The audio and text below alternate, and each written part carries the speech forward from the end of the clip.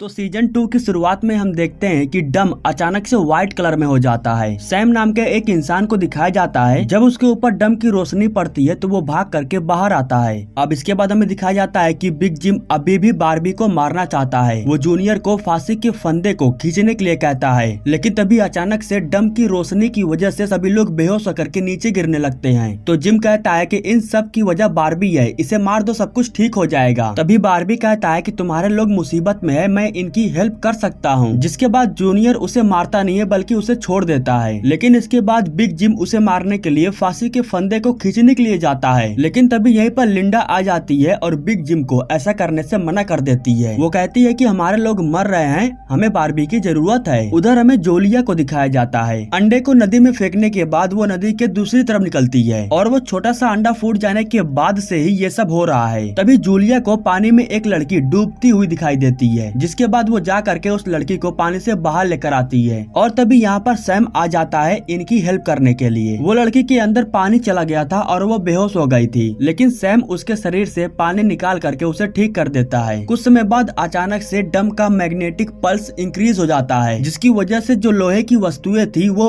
डम पर जा करके चिपक जा रही थी। बारबी के हाथों में हथकड़ी लगी हुई थी और वो भी जा करके डम से चिपक जाता है। लिंडा चाबी को लेकर के उसके हथकड़ी को खोलने की कोशिश कर रही थी, लेकिन तभी बिग जिम की कार डम की तरफ अट्रैक्ट होने लगती है। लिंडा बारबी को तो बचा लेती है, लेकिन खुद डम और कार के बीच में मर जाती है। इसके बाद बारबी जा रहा था और लोगों की हेल्प करने के लिए, तो बिग जिम उसे रोकने लगता है। तो बारबी कहता है कि इन सब की वजह सिर्फ तुम हो और तुम ही नहीं लोगों को मारा है, लेकिन इन सब का इल्जाम तुम मेरे ऊपर लगा रहे हो। जूनियर अपने पिता से पूछता है कि क्या ये सच है, इन सब की वजह आप हो। इसके बाद जिम बारबी को मारने जा रहा था, लेकिन वो जिम को ही मार करके घायल कर देता है और अपने पिता का राज जानने के बाद जूनियर भी अपने पिता को छोड़ करके चला जाता है। इसके बाद बारबी जाने के लिए कार चोरी कर रहा था, लेकिन तभी उसके पास गन लेकर के रेबेका नाम की लड़की आती है और वो कहती है कि तुम वही हो ना सबका मर्डर करने वाले। इसके बाद बारबी गन को छीन लेता है और कहता है कि मैं मर्डर नहीं करता हूँ, मुझ पर गलत इल्जाम लगाया गया है। रेबेका कहती है कि मैं एक स्कूल साइंस टीचर हूँ, मैं काफी समय से डम के ऊपर एक्सपेरिमेंट कर रही हूँ। डम का मैग्नेटिक पल्स इंक्रीज हो चुका है, इसी वजह से लोगों के साथ ये सब हो रहा है। जो भी लोहे की वस्तुएं थी वो डम से जा करके चिपक जा रहा था। नूरी को पता चलता है कि उसकी मोम फिलहाल घर के अंदर है, इसलिए वो भाग करके घर के अंदर जाती है, जहाँ वो देखती है कि उसकी मोम बेहोश पड़ी हुई थी। घर के अंदर जो भी लोहे की वस्तुएं थी वो डम की तरफ अचानक से आकर्षित होने लगती हैं। घर से बाहर जाने का दरवाजा एक सामान से बंद हो गया था, लेकिन इन सभी लोगों की किस्मत अच्छी थी कि यहाँ पर बारबी आ जाता है और इन सभी को घर से बाहर निकाल लाता है। और ये लोग जैसे ही घर से बाहर आते हैं तो इनका पूरा घर पूरी तरीके से नष्ट हो जाता है। इसके बाद ये सभी लोग एक होल में चले जाते हैं। इसके बाद रेबेका बताती है कि जिनका घर डम के बहुत करीब है उनके ऊपर ये असर बहुत जल्दी होगा, लेकिन अगर हम डम के बीचों बीच स्कूल में चले जाए और वहाँ पर सबको इकट्ठा कर लें तो सब कुछ बिल्कुल ठीक हो जाएगा और किसी के ऊपर डम का असर नहीं होगा। और फिलहाल अगर हमें मैग्नेटिक पल्स को रोकना है तो हमें एक बड़ा सा मैग्नेट बनाना होगा, उसकी मदद से हम डम के मैग्नेटिक पल्स को कम कर सकते हैं। इधर कुछ समय बाद पानी में डूब रही लड़की को होश आ जाता है और वो लड़की अपना नाम मेलेनी बताती है। उसे नाम के अलावा और कुछ भी याद नहीं था। इसके बाद जूलिया कहती है कि डम के इस परिवर्तन की वजह से पता इन लोगों पर क्या हो रहा होगा, उन सभी लोगों को मेरी जरूरत है, इसलिए मुझे जाना होगा। इसके बाद जूलिया भी यहाँ से चली जाती है। इधर सैम घर के अंदर आने के बाद वो एक किताब के ड्राइंग को देख रहा था। उस किताब के एक पेज पर मेलनी का चित्र बना हुआ था। इसके बाद सैम इसके बारे में पूछने के लिए उसके पास जाता है, लेकिन वो देखता है कि मेलनी यहाँ से जा चुकी थी। इसके बाद हमें मेलनी को रोड पर चलता हुआ दिखाया जाता है। जब एंजी उसे देखती है तो उसे पुकारती है, लेकिन वो एंजी पर ध्यान नहीं देती है। इधर इन लोगों ने बहुत सारे कॉपर को इकट्ठा करके एक बड़ा सा मैग्नेट बना लिया था। दरअसल ये लोग उस मैग्नेट की वजह से डम के मैग्नेट पल्स को खत्म करना चाहते हैं, लेकिन अब ये काम करेगा या नहीं इसके बारे में इन्हें भी नहीं पता है। लेकिन हाँ, जब ये लोग मैग्नेट पावर को ऑन करते हैं तो जो लोग बचे हुए थे वे लोग भी बेहोश होकर के नीचे गिर जाते हैं, यानी कि मैग्नेटिक पल्स इनके ऊपर और भी ज्यादा हावी हो जाता है। सभी लोग बेहोश हो जाते हैं, सिर्फ बारबी बचा हुआ था। इसके बाद हमें जूनियर को दिखाया जाता है जो बेहोशी की हालत में पड़ा हुआ था। अचानक से वो सपनों में एक अलग दुनिया में पहुंच जाता है। वो दुकान पर खड़े होकर के सामान को देख रहा था, लेकिन तभी उसके पास से एक औरत गुजरती है और जब वो औरत को पुकारता है तो उसे मालूम चलता है कि ये औरत तो उसकी मॉम है। जूनियर अपनी मॉम को देखता है और कहता है कि आप हमें छोड़ करके क्यों चली गई? तो उसकी मॉम कहती है कि नहीं बेटा, मैं तुम्हें छोड़ करके नहीं गई हूँ, मैं अभी तुम्हारे पास हूँ और तुम्हें देख करके के बहुत खुश हूँ। अब यहाँ पर सीन रियलिटी में शिफ्ट होता है और हम देखते हैं कि जिम अपने बेटे को उठाने की कोशिश कर रहा था। आखिरकार जूलिया बारबी तक पहुँच जाती है और ये दोनों ही एक दूसरे से वापस मिल करके बहुत खुश थे। सबको मरता देख जिम को इस बात का एहसास होता है कि इन सब की वजह सिर्फ वही है, जिसके बाद वो अपने आप को त्याग करने के लिए ठान लेता है। वो फांसी के तख्ते पर जा करके फांसी को पहन लेता है, लेकिन वो डंडे तक नहीं पहुंच पा रहा था, इसलिए वो डंडे को खींच नहीं पाता है। और तभी यहीं पर बारबी और जूलिया भी आ जाते हैं। जूलिया कहती है कि तुम अपने आप को मारना चाहते हो, इसमें मैं तुम्हारी हेल्प जरूर करूंगी, क्योंकि तुम्हारे मर जाने के बाद से ही सब कुछ ठीक हो पाएगा। जूलिया जा करके डंडे को खींचने वाली थी, लेकिन उसका दिल इतना कठोर नहीं था,